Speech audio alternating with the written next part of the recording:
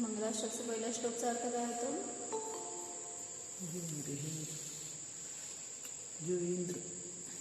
मंगलवाचक जे आहे त्यांचं स्मरण चालू होतं ना याच्यामध्ये. तर कोण आहेत मंगलरूप? अरिहंत, सिद्ध, आचार्य, उपाध्याय आणि साधू किंवा मुनिवर जे आहेत ते सर्व मंगल आहेत. त्यांचं स्मरण करतायत आणि ते माझं मंगल करत अशी एक भावना आहे त्याच्यामध्ये. मग काय सांगितलं? त्यांची विशेषणं दिली होती ना. अरिहंतांचं विशेषण काय दिलं? जे इंद्रांकडून पूजित आहेत, वंद्य आहेत असे ते अरिहंत, जे की माझ्यासाठी मंगलरूप आहेत, माझं मंगल करोत. मग काय काय बघितलं होतं विशेष आपण? अरिहंत कोणाला म्हणलंय? अरिहंत कोणाला म्हणलंय? काल काय सांगितलं होतं सांगा सोना? अरिहंत म्हणजे त्यांचे परिणाम. अरिहंत हा भाव आहे, अरिहंत हे परिणाम आहेत असं सांगितलं होतं ना काल. अरिहंत ही अवस्था तर आपण शरीराकडून बघतोय आणि म्हणतोय, त्या शरीराला नमस्कार करायला जातोय, पण वास्तविक सांगितलं अरिहंत पदाचा तो भाव बघा, ज्याच्यामध्ये की त्यांना पूज्यता प्राप्त झाली आहे. आणि ते पण कोण पूजा करतायत? तर 3 लोकातले स्वामी असणारे किंवा 3 लोकांचं सगळं वैभव ज्यांच्याकडे आहे असे ते इंद्र, अशा त्या वैभवानी संपन्न असणारा ते 100 इंद्र सगळे सांगितलं अरिहंतांच्या अधीन आहेत, अरिहंतांच्या शरण आहेत. तर सांगितलं अशा त्या इंद्रांकडून पूजित आहेत असे ते अरिहंत भगवान. मग तो अरिहंत हा परिणाम आहे. मग त्या परिणामांना ते पद का प्राप्त झालं? त्या जीवाला ते पद का प्राप्त झालंय? तर सांगितलं की जिथं स्वभावाला विषय करून जाणलंय त्या स्वभावाचा आनंद निरंतर भोगण्याची कला ज्यांना मिळाली आहे किंवा त्याच्यामध्ये जे स्थिर झालेत, आता बाह्य कुठल्या विषयामध्ये आनंद नाही याचं भावभासन झालंय आणि त्याचा ज्ञानातून त्याग झालाय, असा तो जीवच सांगितलं मुनी, आचार्य, उपाध्याय, आचार्य आणि अरिहंत आणि त्यानंतर सिद्ध अशा पदांना सहजतेने प्राप्त होतो. मग हे सगळ्या परिणामांना प्राप्त होतो हे सांगायचं. मग ती मुनिदशा आल्यावरच मग नित्य पुरुषार्थ करणार म्हटलं तर शक्य नाही आहे. उलट मग म्हणूनच म्हणलं ना, द्रव्यलिंग कशाला म्हणायचं आणि भावलिंग कशाला म्हणायचं? भावलिंग कशाला म्हणायचं? म्हणजे द्रव्यलिंग धारण करून परिणामांची विशुद्धता सम्यक सहित धारण केलेली आहे. त्यांना द्रव्यलिंग कशाला म्हणलं, भावलिंग कशाला म्हणलं? म्हणजे 28 मूलगुणांचं पालन करतायत, दीक्षा ग्रहण केलेली आहे, निग्रंथ मुनी आहे, स्वभावामध्ये भावलिंगत्व म्हणजे सम्यक दर्शन सहित असलेलं ते लिंग. मग आपण सांगतोय की चतुर्थ गुणस्थानापासून भावलिंग सुरू झालं. अविरत सम्यक दृष्टी असला तरी सुद्धा बहिरंगात परिग्रह आहे, असंयम आहे दिसतंय, पण जिथं परिणामांची विशुद्धी झाली आहे कथनचित अंशिक रूपाने, तर सांगितलं तिथूनच भावलिंगत्व सुरू झालं. आणि मग ते ज्या समयाला तो सांगितलं म्हणून त्या सगळ्या वेशाचा त्याग करेल, त्या परिग्रहाचा त्याग करेल, तेव्हा तो 6व्या 7व्या गुणस्थानाला प्राप्त होईल. मग तिथे तुम्ही म्हणाल की ते बाहेरून लिंग त्यांचं वेगळं आणि ते भावलिंगत्व वगैरे, पण 4थ्या गुणस्थानापासून सांगितलं जिथं आत्म्याचा अनुभव सुरू झाला तिथंच सांगितलं तो वेश म्हणजेच ते काय म्हणायचं ते भाव म्हणजेच भावलिंगत्व आहे. म्हणून त्यांनी भावपाऊडमध्ये भाता घेतली ना, भावेण होई लिंगी नहु लिंगी होई दवमित्तेन. काय म्हणले? भावाने लिंगी भावाने होतो, म्हणजे काय तो वेश म्हणा किंवा ते काय त्याचा पर्याय जी प्राप्त झाली ती भावाने लिंगी होतो नहु दवलिंगेण. द्रव्यलिंगाने होत नाही. म्हणजे द्रव्यलिंग बाहेरून अनेक वेळा घेतले की आम्हा सांगतात तसं मेरू पर्वत एवढे त्या पिंचीचे ढीक झाले. मग इतक्या वेळा दीक्षा घेतली पण तरी सुद्धा भावलिंगत्व प्राप्त केलं नाही. म्हणून सांगितलं तिथं की भावेण होई लिंगी नहु लिंगी होई दवमित्तेण. द्रव्य मात्राने लिंगी होत नाही. म्हणून तुम्ही वेश घ्यायला जाऊ नका, तर ज्ञानातून स्वीकारा. हे ज्ञान आहे हे सांगायचंय, परिणाम आहेत हे अरिहंत सिद्ध हे परिणाम आहे. मग त्या परिणामांना प्राप्त व्हा हे सांगायला लागले. बाहेरून तुम्ही वेश काय सहज आहे, कोणी अज्ञानी सुद्धा घ्यायला जाईल बाहेर त्या कटकटीला परेशान होऊन कुठल्या तरी काय म्हणायचं संसाराच्या त्रासाला नको वाटून असं स्मशान वैराग्याने अनेक वेळा दीक्षा घेतली आहे की नाही असं नाही आहे. अनेक जण आता सुद्धा घेतलेत, त्याचंच फळ सांगतात काय पंचम काळामध्ये विशिष्ट एक आकडा सांगितलाय. एवढे करोड मुनी नरकाला जाणार आहेत. 7 करोड किती 7 करोड. कसं वाटतं ऐकायला सुद्धा की मुनी नरकगामी असले म्हणून माझं काय कुठं आणि कसलं राहणार आपलं स्थान. आपण वाटतं आपल्याला धर्म करतोय सेफ आहे पण सांगितलं इतकं रिस्क आहे आपल्या आता या रिस्की झोन मध्ये आपण पंचम काळात आहेत. म्हणजे उलट सगळीकडून आपल्याला सावधान व्हायची गरज आहे, पण आपण करतोय सगळं सावधतेने, बेसावध आहेत आपण पूर्ण. आणि त्याच्यामध्ये आनंद मानतोय की एवढं धर्म करतोय तर खूप आहे असं वाटतंय. मग कोण रक्षा करणार आहे आपली? सगळं तर आचार्यांनी इत्थंभूत जसंच्या तसं सगळं सांगितलंय की तुम्ही कुठून आलाय, काय करताय, कुठं जाताल, तुमचे परिणाम असे असले तर काय फळ मिळणार आहे, इतकं सगळं क्लिअर सांगितलंय तरी सुद्धा आपण किती निर्धास्त जगतोय. भय का वाटत नाही आपल्याला की आपण कुठल्या दिशेने चाललोय, आपल्याला काय फळ मिळणार आहे, ह्याचं आपलं भविष्य काय असणार आहे. साधं त्या त्रिलोकसारमध्ये षष्टम काळाचं वर्णन वाचलं होतं फार वर्षांपूर्वी जेव्हा वाचलं त्रिलोकसार त्यावेळेस ते जे षष्टम काळाचं वर्णन वाचलं ना, इतकं भय वाटलं होतं की किती भयंकर काळ आहे तो. आणि मग त्याच्यातून वाचायचं कसं आहे? असं नुसतं वाचून वाचणार आहे का? षष्टम काळात जाण्यापासून स्वतःचा बचाव कसं करणार? इथून धर्म करून स्वर्गात गेले तर किंवा म्हणजे समजून सुद्धा जर तुम्ही तिथंच जाण्याचा प्रयत्न करताय, तसाच पुरुषार्थ करताय तर कोण वाचवणार आहे तुम्हाला? जसं म्हणलं समोर अग्नी लागली आहे आणि त्या सांगितलं कोणतरी येऊन तुम्हाला की त्या ठिकाणी अग्नी आहे, तिकडे जाऊ नका किंवा काहीतरी रिस्क आहे, दलदल आहे वगैरे सांगितलं कोणीतरी, तरी पण जर तुम्ही प्रवेश कराल त्यामध्ये अडकाल, कोण तुम्हाला बाहेर काढणार आहे? म्हणजे स्वतःहून जर तुम्ही दलदलीत प्रवेश करताय, त्या आगीत प्रवेश करताय, त्या भयंकर संकटांमध्ये प्रवेश करताय आणि स्वतःला सेफ मानताय, तर तुमच्यासारखे दुर्भागी, तुमच्यासारखे काय म्हणायचं बोधिशून्य असे जीव कोणी नाही असं आचार्य सांगतात. म्हणजे समजून तरी ऍटलिस्ट भय तरी ठेवा ना. मी ठीक आहे आज भावलिंग काय म्हणायचं नग्न दिगंबर वेश नाही घेऊ शकत किंवा आता मी दीक्षा नाही घेऊ शकत, पण श्रद्धान किती आहे आपल्याला की नाही मी हे घ्यायलाच पाहिजे. इतका दृढ विश्वास किंवा इतकी आपली तयारी परिणामांची किंवा बहिरंगामध्ये पण तसा पुरुषार्थ, एक अंशिक तरी घरात असताना पुरुषार्थ करू शकता का नाही? तुम्ही करू शकतो. आपण सगळं सोडून दिलंय असं की नाही आपल्याला होणार नाही. जसं एकानं म्हणलं असंच की परिणाम किती आहेत सांगा काका, असं रोज वाटतं का नाही मला दीक्षा घ्यायला पाहिजे? करता तुम्ही, करायला नाही म्हणलं नाही, संसार करताय, आहेत गृहस्थ तोपर्यंत सगळ्या क्रिया करायला सांगितल्या संसारीच्या, गृहस्थाच्या अपेक्षेने ज्या योग्य आहेत त्या, पण तरी सुद्धा हे बुद्धी नाही आहे आपली, म्हणूनच त्याच्यामध्ये अडकत जातोय अजून. ते सुटत नाहीये. आणि ते स्नेहबुद्धीने करा ना, ते मला त्याज्य आहे, मी कधी सोडेन, अशी जर परिणामांची वृत्ती असेल ना, संसार सुद्धा चांगला होतो बरं का. म्हणजे परिणाम आपले सोडण्याचे आहेत, पण तरी सुद्धा जसं म्हटलं भरत चक्रवर्ती प्रत्येक वेळी त्याला तेच भावभासन होतं की ते सांगितलं ना, सगळ्या ठिकाणी त्याचं इंडिकेशन्स लावायचा तो की कुठल्या मोहात मी अडकू नये. घरात प्रवेश करताना सांगितलं काय होतं, तोरण होते आणि 24 त्याला काय म्हणायचं पान वगैरे काय असतात ना, ते तोरणाला 24 चिन्ह होती, ज्याच्यावर 24 तीर्थंकर होती. त्यामुळं घरात प्रवेश करताना तो त्याला बघूनच दर्शन करायचं आणि मग प्रवेश करायचा. आठवण स्मरण एक की मी दुःखात चाललोय, प्रवेश करतोय, मोहात चाललोय, तर पहिल्यांदा निर्मोहींची साधना बघायला पाहिजे. म्हणजे तिकडं त्यांचं पहिल्यांदा दृष्टी आणि मग पुढं सांगितलं परत भोजनालयामध्ये पण एक असं काहीतरी लावून ठेवलेलं की अलाराम टाईप असं की ते त्याला जागरूक करण्यासारखं की तू खाणारा नाही आहे, सिद्ध आहे तुझं स्वरूप किंवा अनशन आहेस तू स्वरूपाचा.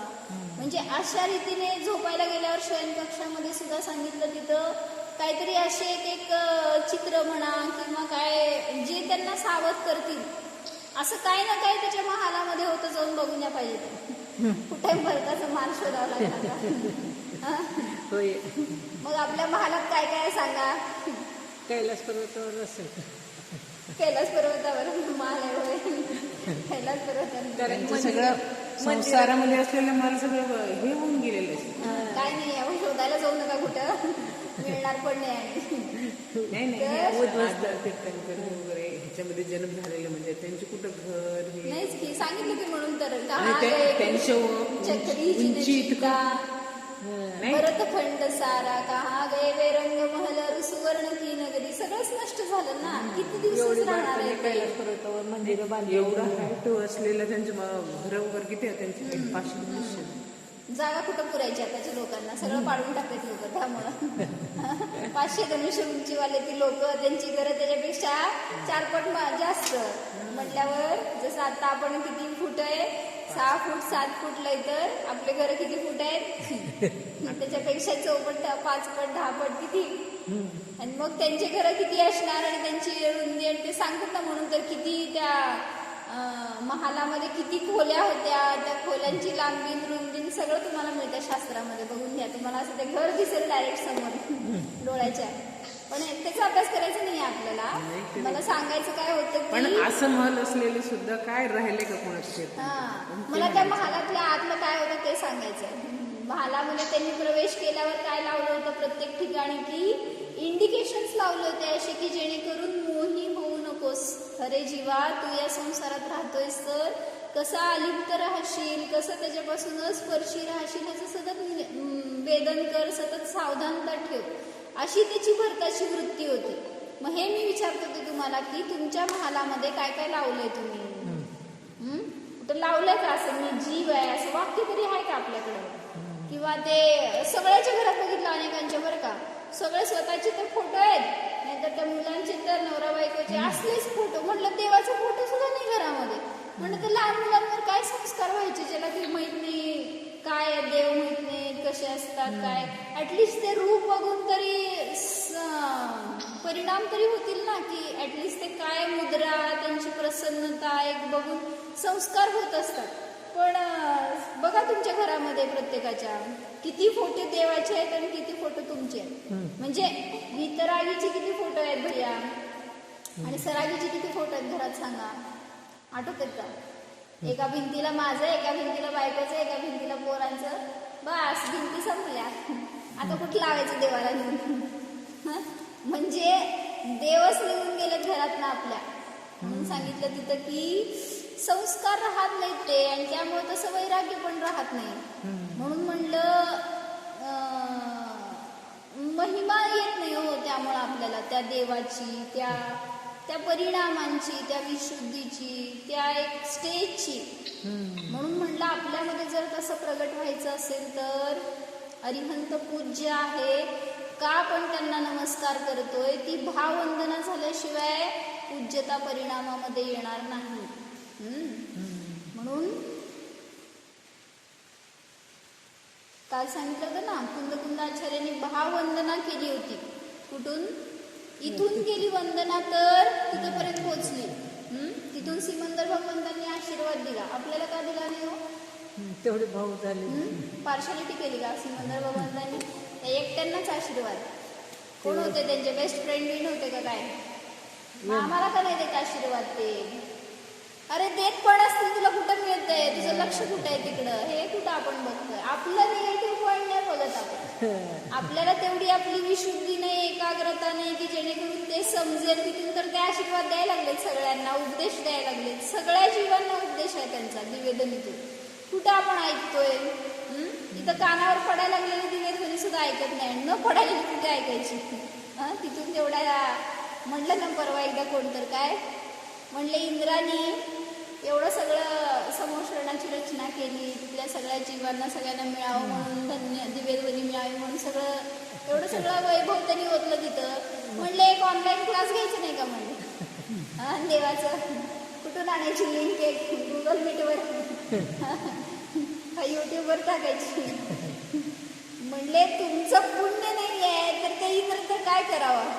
त्या इंद्राला काय अवघड आहे का? कुठून कशा रीतीने कोणाला काही पोचवू शकेल. पण पुण्य आपल्या पदरात तेवढं असेल तर इथं देव येऊन भेटतील आपल्याला.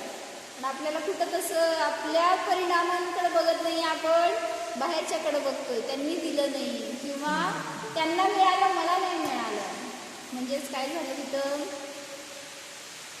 तुलना झाली. त्यामुळं स्वतःकडे लक्ष नाहीये, सगळं लक्ष आपलं बाहेर चाललंय. त्या बाहेरच्या निमित्ताकडे जातंय, या शरीराकडे जातंय, काळाकडे जातोय दोष.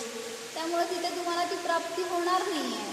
भलेही ठीक आहे चतुर्थ काळामध्ये होते जे कोणी आर्यंत सिद्ध झाले ते, पण त्यांचं लक्ष होतं का हो हा काळ चतुर्थ काळ आहे, माझं शरीर असं आहे, वज्रशब्दाचं सहन आहे, माझ्यात इतकी शक्ती आहे, मी मोक्षाला जाऊ शकतो. काय काय विचार केला होता त्यांनी? द्रव्य, क्षेत्र, काल, भाव, कशा कशाचा विचार करून ते मोक्षाला गेले. सगळ्यांना गौण केलं होतं म्हणून तर आत्मा दिसला. आणि आपण काय करतोय? याला बाजूला ठेवलं आणि सगळ्याला बघतोय. आम्हाला अनुकूल नाही आहे, काय काळ अनुकूल नाही आहे, शरीर अनुकूल नाही आहे, किंवा आम्हाला उपदेश मिळाला नाही आहे, तशी प्राप्ती झाली नाही आहे. कुठं कुठं जात आहे आपलं सगळं? आपण त्या निमित्ताचे पाय धरायला जातो.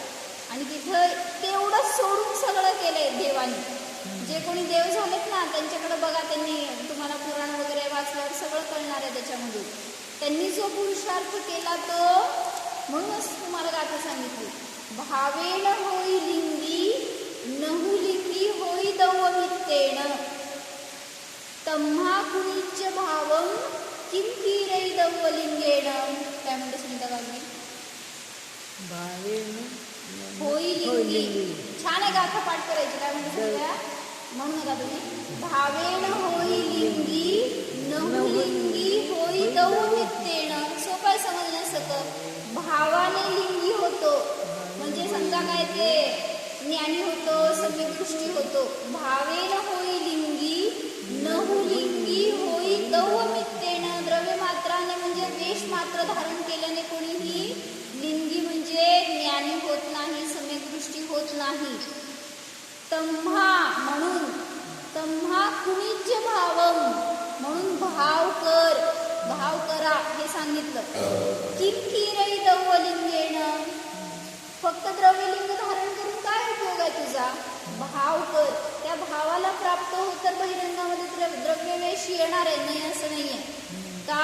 कारण सांगितलं ना समयसारमध्ये की जो जो सम्यक दर्शनाला प्राप्त होतोय त्याची प्रवृत्ती अशी असते की चोराने पकडले, चोराला पकडले कोतवालानी, आणि त्याला आता कळलंय की कोतवाला आपल्याला मरणाची फाशीची शिक्षा दिली म्हटल्यावर तो अनुभव काय करतोय? मरणाचा अनुभव करतोय आत्ताच. आणि मग त्याच्यातून मी कसं बाहेर पडेल हे सारखं त्याचे विचार. कोतवालाकडून त्यांनी शब्द वापरले तिथे तसे की तलवरेण गृहीतः सन. तलवर म्हणजे कोतवाल. कोतवालाकडून पकडला गेलेला तो चोर ज्याप्रमाणे मरणाचा अनुभव करतोय, याच्यातून मी कसं सुटेल, कधी सुटेल अशी त्याची भावना आहे. तसं सांगितलं सम्यक दृष्टी जीव काय करतोय? या चारित्र मोहाकडून पकडला गेलाय आणि विचार करतोय की कधी मी याच्यातून सुटेल. चतुर्थ गुणस्थानात कुठल्या चारित्र्य मोहाचं उदय काका? चतुर्थ गुणस्थानामध्ये अनंतानुबंधी नष्ट झालं आहे. कुठला उदय? अप्रत्याख्यानावरणाचा, ज्याच्या निमित्तामध्ये तो संयमी होत नाही, स्वतः होत नाही, तो करू देत नाही असं नाही आहे. कर्माकडं नाही सांगायचं मला. माझे परिणाम असे असतात की मी तसा पुरुषार्थच करत नाही, त्यावेळेस तिथे ते निमित्त आहेत कर्म अप्रत्याख्यानावरण. मग म्हणून सांगितलं त्या अप्रत्याख्यानावरण जनित कर्माकडून पकडला गेलेला हा असंयम सम्यक दृष्टी जीव विचार काय करतोय, कधी मी याच्यातून बाहेर पडेन, कधी मी मुनी होईल. मग असा त्याची परिणती असती तर तो विकासाला प्राप्त होतो, म्हणजे चढू शकतो वर. मग तो काय करेल, एखाद्या देशवृद्धी महावृद्धी पुन्हा श्रेणी आरूढ होईल, ही त्याची गती होणार आहे, नाही असं नाही. पण जर संतुष्ट झाला त्याच्यामध्ये तर निमाने घसरणार आहे, एवढं सांगितलं. म्हणून काय गाथा सांगितली बाबा? भावेन होई लिंगी नहुलिंगी होई दौवमित्तेन, द्रव्य मात्राने नहुलिंगी होई, म्हणजे द्रव्य मात्राने कोणी लिंगी होत नाही. तम्हा कुणीच भावम, आचार्याने आज्ञा देऊन टाकली की म्हणून भाव करा. किम किरै दौवलिंगेण, काय करतोय द्रव्यलिंग धारण करून तू? नुसता वेश घेऊन वेशाच्याच मागं राहतोय. म्हणून तिथं म्हणला महाराजांनी कधी स्वतःला सांगितलं नाही की मी मीरसागर महाराज आहे. कधी सांगितलं आपल्याला आठवतं का कधी? कुठल्या प्रवचनात, कुठल्या डायरीमध्ये, कुठल्या उपदेशामध्ये? कारण जो स्वतःला महाराज बघतो तो आत्मा बघणार नाही, कारण तो पर्याय काय अडकला. म्हणून कधी आम्हाला ते सांगितलं का मी त्यागी आहे, मी मुनी आहे, मी व्रती आहे, मी साधक आहे, मी साधू आहे? स्वतः तो जीव कधी त्या स्वतःच्या पर्यायाकडे बघणार नाही आहे. जो साधना करतोय तरच तो वर चढू शकणार आहे. म्हणून सांगितलं की भाव करायचे बाहेरच्या द्रव्यलिंगाकडं काही नाही आहे. म्हणून कुणीच भावम किम किरै दौवलिंगेण, म्हणून तू द्रव्यलिंगाचं पोषण करत बसू नको, द्रव्यलिंगामध्ये अडकू नको, तर भाव कर रे जीवा, हे सांगितलं त्याच्यामध्ये सगळीकडे. परत एकदा म्हणायचं आपण पहिला श्लोक म्हणत होतो मंगलाष्टकचं. अर्हन्तो भगवन्त इंद्रमहिता सिद्धाश्च सिद्धीश्वरा आचार्या जिनशासनोन्नतिकरा पूजा उपाध्यायका श्री सिद्धान्त सुपाठका मुनिवरा रत्नत्रयाराधका पंचैते परमेष्टिन प्रतिदिनं कुर्वन्तु मे मंगलम्. काय अर्थ सांगितलं होतं?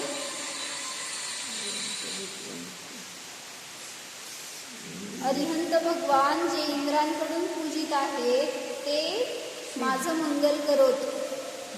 सिद्ध जे की सिद्धीचे ईश्वर आहेत, स्वामी आहेत, ते माझं मंगल करोत.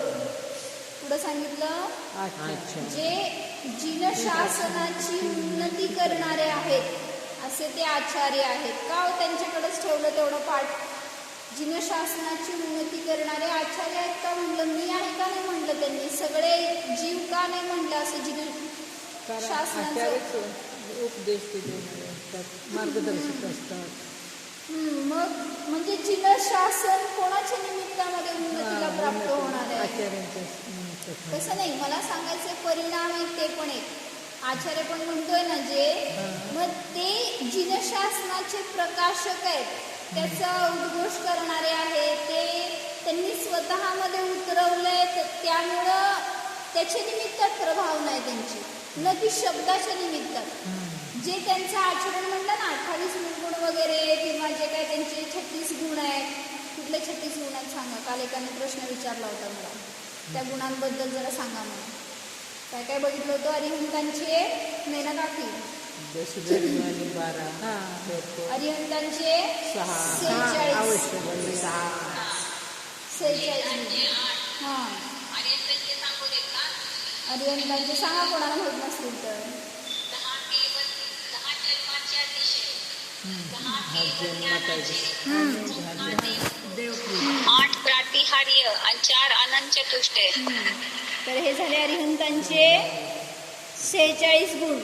म्हणजे ज्याला ते प्राप्त झालेले आहेत त्याच्यासाठी केलं असं वगैरे नाही आहे, तर त्याची प्राप्ती झाली त्यांना त्यांच्या विशुद्धीच्या निमित्तामध्ये. पुढं सिद्धांचे 8 गुण हे माहिती आहेत आपल्याला. अनंत चतुष्टय 4 आणि 4 अघाती कर्मांच्या अभावामध्ये प्रगट झालेले सूक्ष्मत्व, अगुरुलभुत्व, अवगानत्व आणि अव्याबाधत्व. तर हे सांगितलं सिद्धांचे 8 गुण. आता हे सगळं त्यांच्या ठिकाणी बघू नका. जो आपला आत्मा आहे तो सुद्धा सिद्ध आहे, तर या सर्व गुणांनी संपन्नच आहे. हे गुण बाहेरून येणार नाही आहेत माझ्यामध्ये, माझ्यात आहेत. काय म्हणते? पुढं सांगितलं आचार्यांचे किती गुण? 36. कुठले? 12 व्रत, 10 धर्म, 5 आचार, 6 आवश्यक, 3 गुप्ती. झाले का? कोण मोजाले? मीच मोजायचंय का? कुठले सांगा भैया? 12 तप, पुढं 10 धर्म, 10 धर्म, 6 आवश्यक, 5 आचार, 5 आचार. किती झाले सांगा? 12 तप, 10 धर्म 22, 5 पंचाचार 27, 6 आवश्यक किती झाले? 33. पुढं 3 गुप्ती. ते किती झाले एकूण? 36 गुणांचे ते धारक असतात. कोण? आचार्य परमेष्ठी. लिहिलं का तुमच्याकडे? आहे काय? आपल्या डोक्यातनं जात असते सगळं, माहिती आहे. काका लिहिलं का? लिहिलं काय? भैया आणली नाही का? भई आणा, आपल्याकडे लिहिलं जातं, माहिती राहतं म्हणून. तर हे 36 गुणांचे धारक जे आहेत ते आचार्य परमेष्ठी. पुढं उपाध्यायांचे 25. हे सोपे आहेत. द्वादशांगाचे पाठी म्हणजे 11 अंक 14 पूर्व. बरोबर. 11 अंग आणि 14 पूर्व मिळून एकूण किती झाले? 25. मग या 25 गुणांचे धारक असतात ते उपाध्याय. म्हणजे बघा ना, एक स्टेप बघा. मुनिवर आहे, त्याच्यानंतर सांगितलं ज्यांना द्वादशांगाचं ज्ञान प्राप्त झालं त्यांना उपाध्यायाची पदवी मिळते. असं नसतं की कोणीतरी उपाध्याय नाव लेबल लावल्यावर मिळतं, आचार्य लेबल लावल्यावर मिळतं, असं नाही आहे. त्या परिणामांच्या विशुद्धीने प्राप्त झालेले ते पद आहेत. म्हणजे सगळं भावच आहेत शेवटी, तर हे परिणाम आहेत. म्हणून त्याच्याकडे बघा. ते आजकाल सगळ्या संघांमध्ये हेच चाललंय ना की आचार्यपद मला पाहिजे, मला उपाध्यायपद मिळालं नाही, म्हणजे कुठल्या तरी पदामध्ये अडकायला जात आहे. पण कोणी दिल्यावर ते मिळणार नाही आहे, तर ह्या विशुद्धीने प्राप्त झालेले ते पद आहेत. म्हणून सांगितलं की त्यांच्या पुरुषार्थाकडे बघा तर समजेल आपल्याला की ते काय आहेत. तर म्हणून सांगितलं जे जिनशासनाची उन्नती करणारे, जिनशासनाची प्रभावना करणारे आहेत ते आचार्य परमेष्ठी. मग एवढा विचार करा की माझ्या निमित्तामध्ये का नाही जिनशासनाची उन्नती होत? कोणाला जिनशासनाचा मार्ग का नाही मिळत आपल्या निमित्तामध्ये? किती जण आपल्या निमित्तात जिनधर्मी झाले सांगा? एक वाक्य जरी आपलं कोणाला पटलं, कोणी त्याच्या निमित्तामध्ये आकृष्ट झाला धर्माकडं, तरी सुद्धा तुम्ही प्रभावक झालात धर्माचे.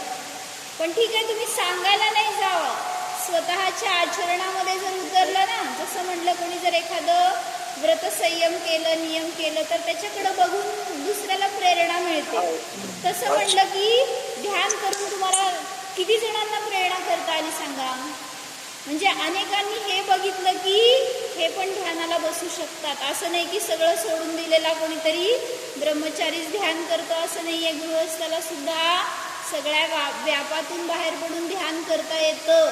काका करू शकतो आपण, पण करायचं पुरुषार्थ नाही असं नाही आहे. काय एखाद्या दिवशी केलं, एखाद्या वेळी केलं म्हणून प्रत्येक वेळी आपण नाही करायला पाहिजे असं नाही आहे. 10 दिवस तेवढे स्वतःसाठी काढायचे. बसलं तर हे मिळणार आहे, नाही तर होणार नाही आहे. म्हणजे कोणासाठी तरी अशी स्पेशालिटी करून ठेवू नका की ध्यान एकांनी करायचंय, पूजा ह्यांनी करायची, बायकांनी व्रत उपवास आदी करायचे, असं कुठे डिफरन्सिएशन नाही आहे तुमच्या धर्मामध्ये.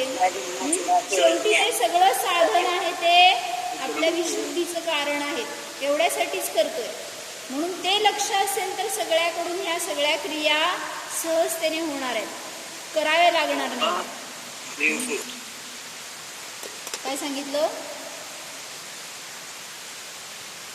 तर आचार्य जिनशासनाची उन्नती करणारे आहेत आणि उपाध्याय कसे आहेत तर सिद्धांताला, हे राहिले की साधूंचे गुण कुठले?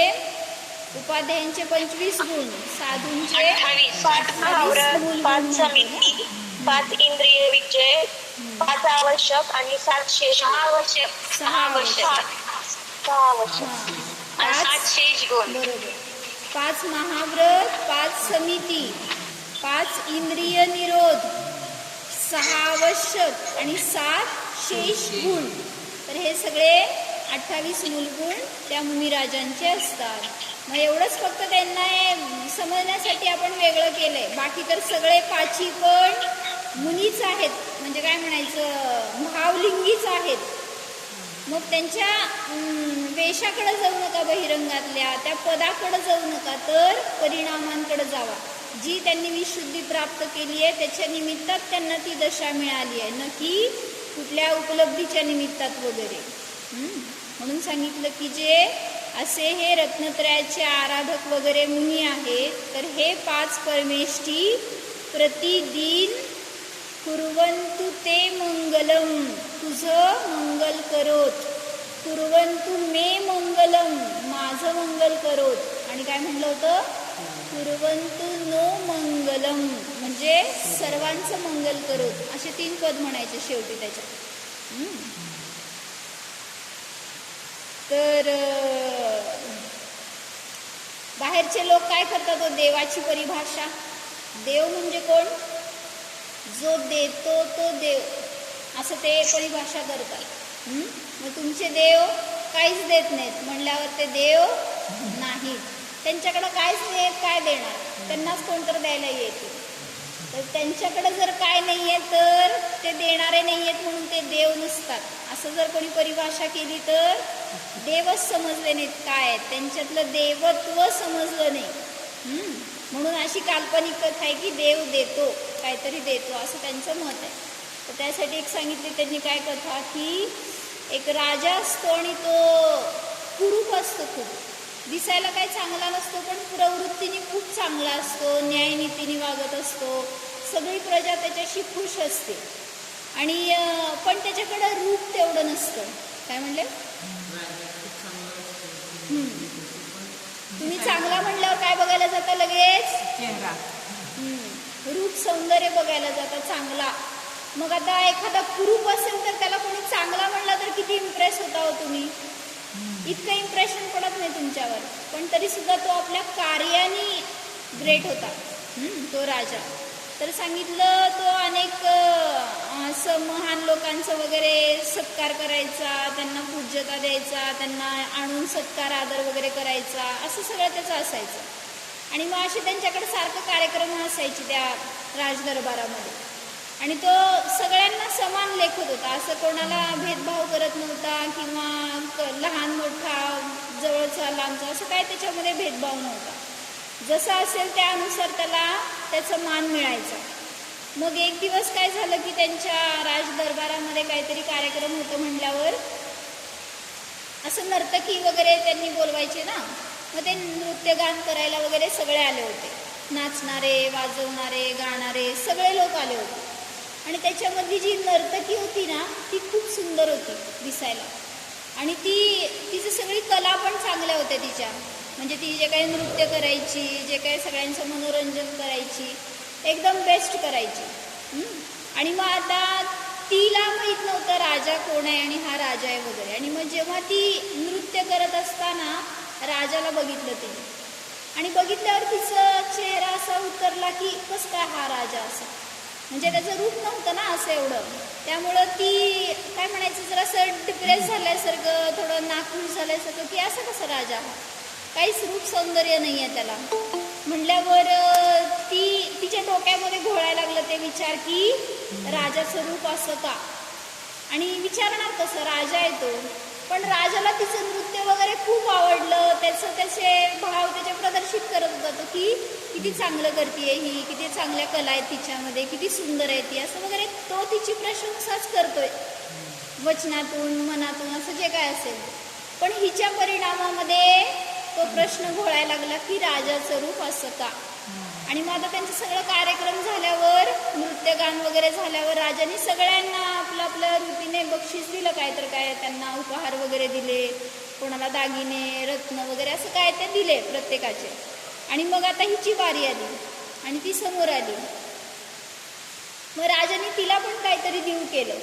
मग त्यावेळेस ती म्हणाली की मला एक प्रश्न विचारायचा आहे. मग राजा म्हणतो विचार.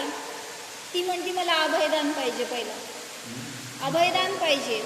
कारण राजाला काहीतरी बोलायचं म्हणजे राजा रागाला आल्यावर काहीतरी शिक्षा दिला तर. मग ती म्हणती मला अभयदान द्या. मग दिलं म्हणतो, असं काय तुझा प्रश्न आहे. मग ती म्हणती की जेव्हा देव रूप वाटत होते तेव्हा तुम्ही कुठं होता. काय कळलं, देव देतो ना, मग रूप देतो देव सगळ्यांना, धन देतो, काहीतरी वैभव देतो, संयोग देतो, सगळं देव देतो. मग जेव्हा देव रूप वाटत होता तेव्हा तुम्ही कुठं होता. मग राजाने इतकं मस्त उत्तर दिलं, सांगा तुम्ही राजा असता तर काय केलं असतं. काय राजा, कोण कोण राजे आहेत माझ्यासमोर, तुम्हाला असं कोण प्रश्न विचारला तर तुम्ही काय केला असता. तर त्यांनी राजाने एवढं छान उत्तर दिलं. तो म्हणाला जेव्हा देव मी तुला बोलवायला आलो होतो. नाही तुला बघायला आलो नव्हतो. बोलवायला नाही. तर राजाने काय सांगितलं, तो म्हणला जेव्हा देव रूप वाटत होता त्यावेळेस तू रूपाच्या लाईन मध्ये उभारली होती आणि मी भाग्याच्या लाईन मध्ये उभारलो होतो. त्यामुळं आज मी इथं आहे आणि तू तिथं आहे. म्हणजे भाग्य मिळालं ना, राज्याचं राज्य पद मिळालं, भलेही सौंदर्य नाही आहे, तिला काय सुख आहे. सुंदरता मिळवून दुसऱ्याचं मनोरंजन करून पैसा मिळवणं हे तिचं काम झालंय. आणि ह्याला दुसरे जण येऊन त्याची साखरी करतायत, त्याला खुश करण्याचा प्रयत्न करतायत आणि असं त्याच्याकडं धन वैभव वाहतंय.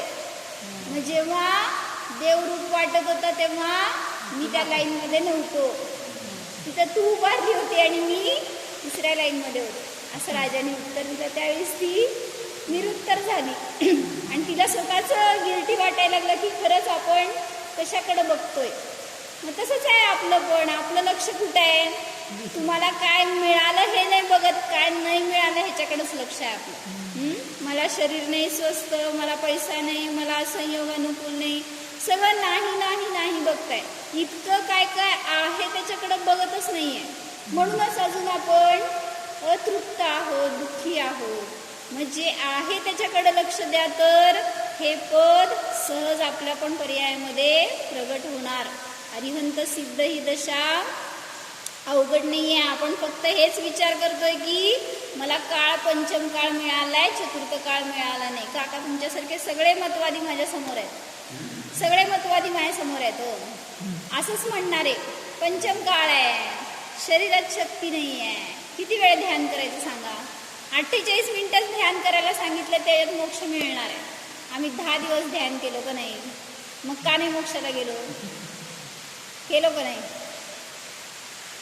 काय भैया किती वेळ ध्यान केला काका, मग का मोक्षाला जात नाही. आपण किती महिनं वर्ष ध्यान करायला लागलो, मग ध्यानच करत नाहीये. नुसतं ध्यान करतोय हे शब्दातून चाललंय म्हणा किंवा क्रियेतून चाललंय, पण जसं व्हायला पाहिजे तसं ध्यान आपल्याकडून होत नाही. म्हणून सांगितलं आपण अजून इथं आणि ते तिथं. म्हणून ते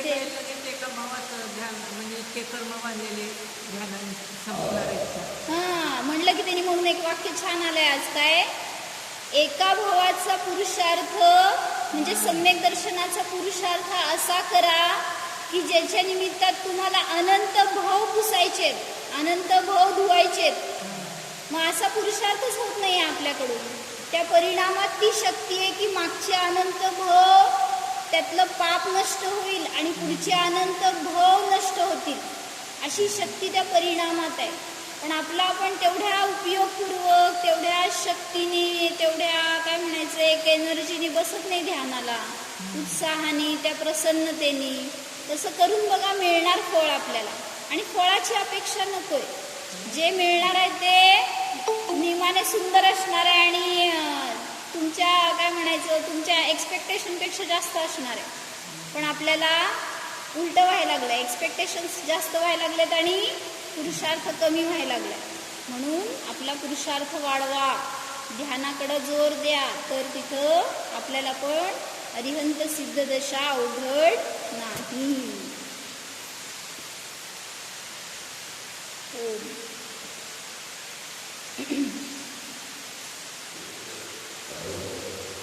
जाणा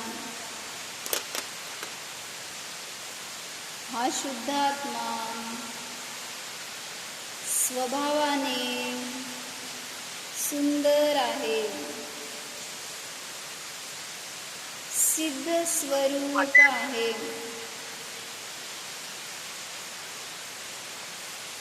जानन मात्र आहे पहा.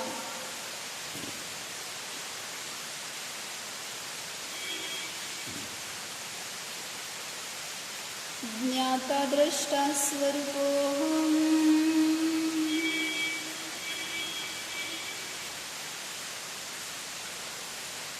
चैतन्य देव स्वरूपोऽहम्.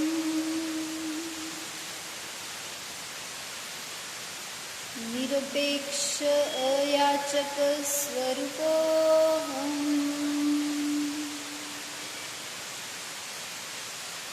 ओम